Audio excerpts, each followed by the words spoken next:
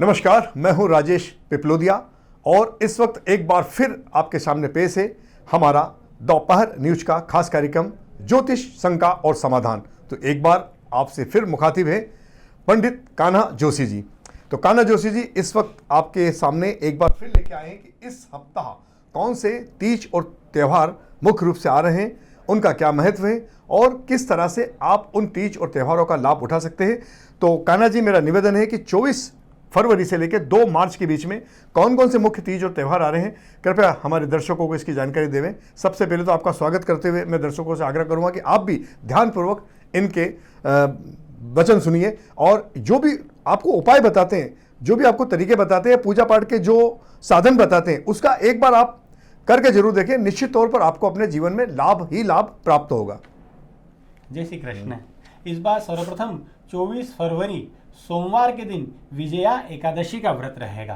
खासकर जैसा आपको नाम से समझ में आ रहा है, विजया एकादशी, जो भी व्यक्ति जीवन के किसी भी दिशा में, चाहे वो जॉब कर रहा हो या व्यापार कर रहा हो या घरेलू महिला ही क्यों ना हो या बच्चे ही क्यों ना हो, अपने जीवन में किसी भी क्षेत्र में अगर वो हार का सामना कर रहे हैं तो इस विजया एकादशी का व्रत विशेष रूप से उन जातकों को करना चाहिए। श्री हरि की अनन्य कृपा से जीवन के हर क्षेत्र में उनको विजय इस विजया एकादशी के व्रत से विशेष रूप से मिलेगी। एकादशी के व्रत में हर बार मैं कहता हूं कि एक बात का विशेष ध्यान रखना है कि एकादशी के व्रत में अन्न बिल्कुल नहीं खाया जाता है। केवल और केवल एक बार फलाहारी पदार्थों से अपना व्रत एकादशी के दिन हर व्यक्ति को खोलना चाहिए। खासकर चूंकि अभी शिव नवरात्रि का पर्व चल रहा है और सोमवार के दिन ये विजय एकादशी का पर्व आ रहा है, तो इस दिन खासकर भगवान शिव की आराधना भी हर व्यक्ति को और हर राशि के जातकों को करना चाहिए।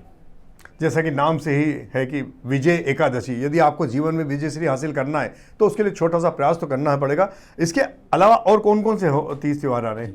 इस बार पूरा सप्ताह ही तीज और त्योहारों से भरा रहेगा। ठीक उसी के अगले दिन दिनांक 25 फरवरी मंगलवार के दिन प्रदोष व्रत, जिसे भौम प्रदोष व्रत के रूप में संज्ञा दी जाती है। जब भी मंगलवार के दिन प्रदोष व्रत आता है उसे भौम प्रदोष कहा जाता है। और खासकर जिन लोगों की कुंडली में मंगल दोष है, जो भी व्यक्ति मांगलिक है, उन्हें खासकर भौम प्रदोष का व्रत विशेष रूप से रखना चाहिए। और उज्जैन तीर्थ में मंगल ग्रह का जन्म स्थान है। आपको जाकर के अपने मांगलिक दोष का पूजन, मंगल दोष का निवारण इस भौम प्रदोष व्रत के दिन विशेष रूप से करना चाहिए। जिनके भी विवाह में देरी हो रही है, आप मान के चलिए कि इस भौम प्रदोष पे अगर आपने मंगलनाथ भगवान, अंगारेश्वर भगवान का अभिषेक व भाग पूजन कर लिया, आपके खुले हुए जो सोए हुए भाग्य वो खुल जाएंगे और आपके विवाह के योग फिर से बन जाएंगे। इसके अलावा और कौन कौन? इसके बाद ठीक उसी के अगले दिन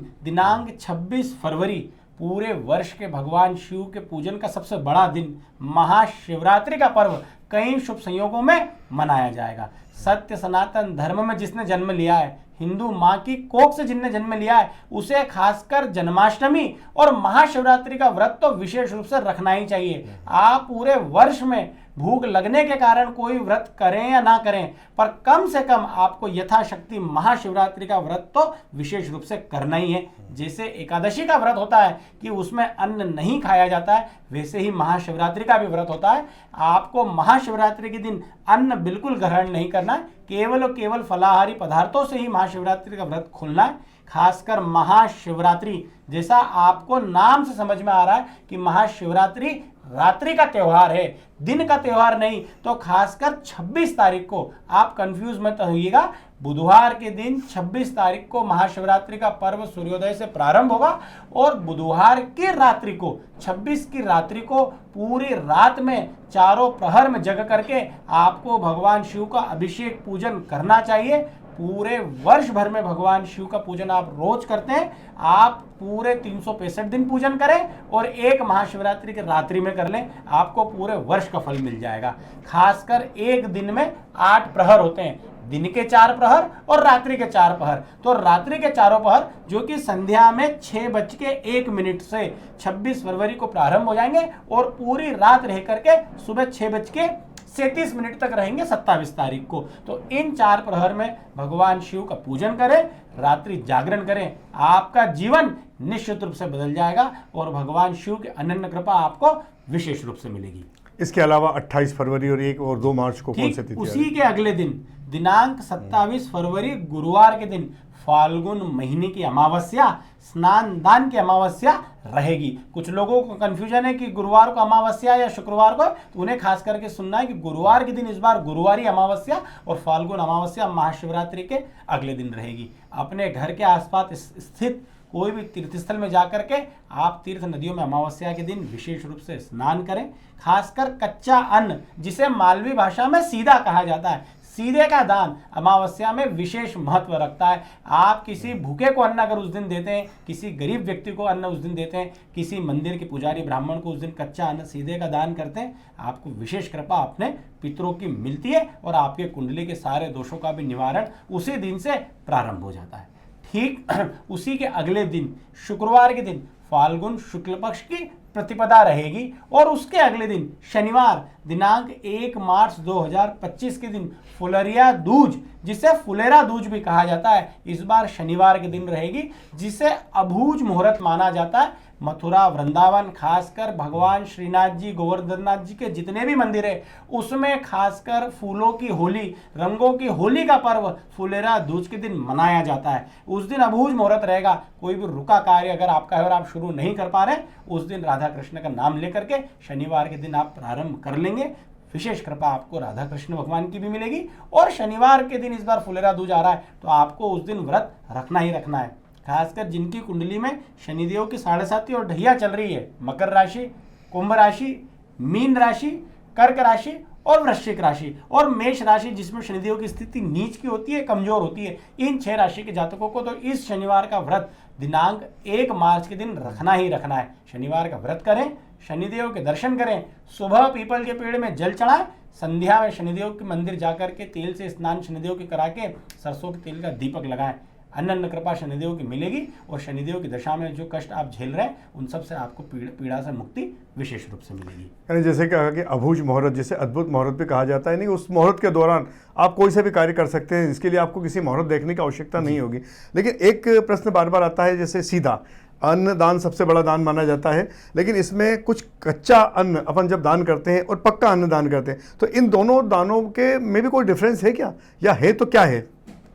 देखिए, एक कच्चे अन्न का विशेष महत्व इसलिए माना गया है कि आप एक बात को अगर ऐसे नोट करेंगे कि किसी गरीब के द्वार पे आप गए और आपको आपने पका हुआ अन्न उनको दिया, अगर उनका पहले से पेट भरा हुआ रहेगा तो वो आपसे भोजन तो ले लेंगे, लेकिन फिर वो केवल कूड़ादान में जाएगा। वहीं अगर आप कच्चा अन्न किसी गरीब व्यक्ति को, ब्राह्मण को आप देते हैं, तो जब भी उसे भूख लगेगी, जब भी उसको अपनी पेट की पीड़ा होगी, वो उस अन्न को बना करके खाएगा। मंदिर के पुजारी को जब आप सीधा दान करेंगे तो वो कच्चे अन्न का भोग भगवान को भी लगेगा और जब भगवान का राजभोग बनेगा तो वो कच्चा अन्न उसमें भी उपयोग में आएगा।